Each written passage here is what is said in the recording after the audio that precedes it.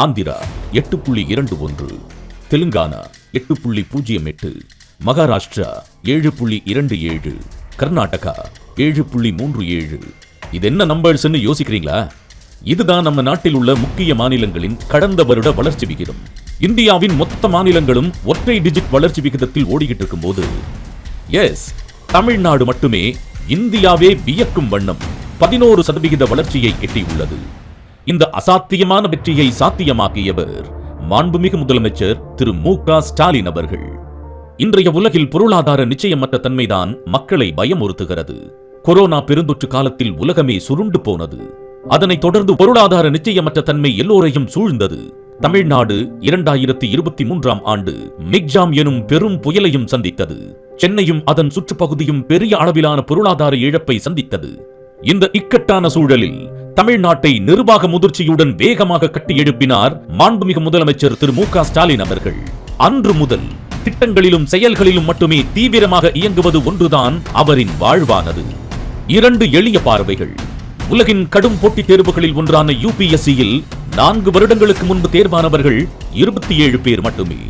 இப்போது தேர்வானவர்கள் 59 பேர். இதனை மாற்ற மாண்புமிகு முதலமைச்சர் திரு மு.க. ஸ்டாலின் அவர்கள் செய்த செயல்கள் அளப்பரியது. தமிழ்நாடெங்கும் சிறந்த மாணவர்கள் தேர்ந்தெடுக்கப்பட்டார்கள். போட்டித் தேர்வுக்கு தேவையான நிதியை அரசே பார்த்துக் கொண்டது. மாண்புமிகு முதலமைச்சர் திரு மு.க. ஸ்டாலின் அவர்களின் செயல்களின் வழியாக இந்த வருடம் UPSC மெயின்ஸ் தேர்வில் நிற்கும் மாணவர்களின் எண்ணிக்கையை நீங்களே தேடி பாருங்கள். நீங்கள் மகிழ்ச்சி அடைவீர்கள். இப்படித்தான் பாதிப்புடன் நின்ற ஒவ்வொரு துறையும் புத்துயிர் பெற வைக்கிறார் மாண்புமிகு முதலமைச்சர் திரு மு.க. ஸ்டாலின் அவர்கள்.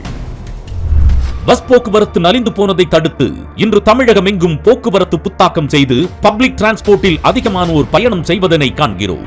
இந்திய அளவில் சிறந்த போக்குவரத்து விருதினை இந்த வருடம் தட்டி தூக்கியது தமிழ்நாடு. நவீன தமிழகத்தின் வளர்ச்சியை டாக்டர் கலைஞர் அவர்கள் துவக்கிய டைடில் பார்க்குக்கு முன், டைடில் பார்க்குக்கு பின் என்று பிரிக்கலாம். அத்தகைய டைடல் பார்க் மாடல் அடுத்த கட்டத்திற்கு நகராமல் நின்று போனதை கண்ணுற்ற நம் முதலமைச்சர் அவர்கள் மாவட்டம் தோறும் மருத்துவக் கல்லூரி போன்று, மாவட்டம் தோறும் உயர் கல்லூரி போன்று இன்று மாவட்டம் தோறும் நியோ டைடல் பார்க்கும், மாவட்டம் தோறும் தொழிற்பூங்காக்களும் உருவாக்கப்பட்டன. புதிய வேலை வாய்ப்புகள் உங்கள் மாவட்டத்திற்கே கொண்டு வரப்பட்டன. தொழில்நுட்ப வளர்ச்சியால் இந்தியாவிலேயே அதிக அளவு பெண்கள் பாதுகாப்புடன் வேலைக்கு செல்வதை உருவாக்கினார் நம் மாண்புமிகு முதலமைச்சர் திரு மு.க. ஸ்டாலின் அவர்கள்.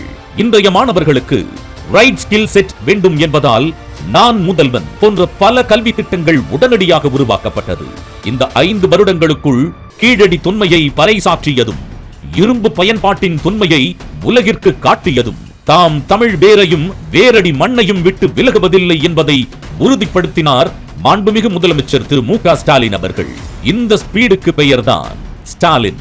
அன்று கல்வி சிலருக்கு மட்டுமே கிடைத்தது, அதை எல்லோருக்குமானது என்று உருவாக்கினோம். அதனால் இன்று தொழில்நுட்பத்துறையில் தமிழ் டயஸ்போரா பெரும் பலமாக உள்ளது. இன்று தொழில்நுட்ப வேலைகளில் எல்லா பகுதியும் எல்லா மக்களும் சமச்சீராக முன்னேறுவதே மாண்புமிகு முதலமைச்சர் திரு மு.க. ஸ்டாலினின் திராவிட மாடல் ஆட்சி. மறுபக்கம் தமிழ்நாடெங்கும் விளையாட்டு போட்டிகள் முடுக்கிவிடப்பட்டன. தமிழ்நாடு இன்று பதக்கங்களை அள்ளி வருகின்றது.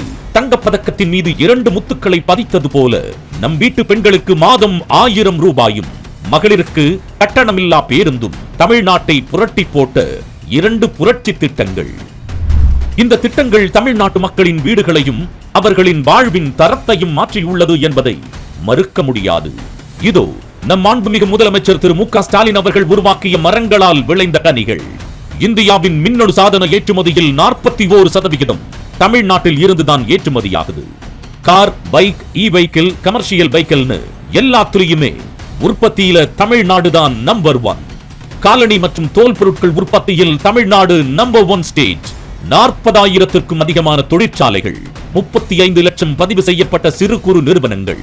மற்ற மாநிலங்களை விட இங்க 60% அதிக டாக்டர்கள் இருக்காங்க, அதிக என்ஜினியர்ஸ் இருக்காங்க.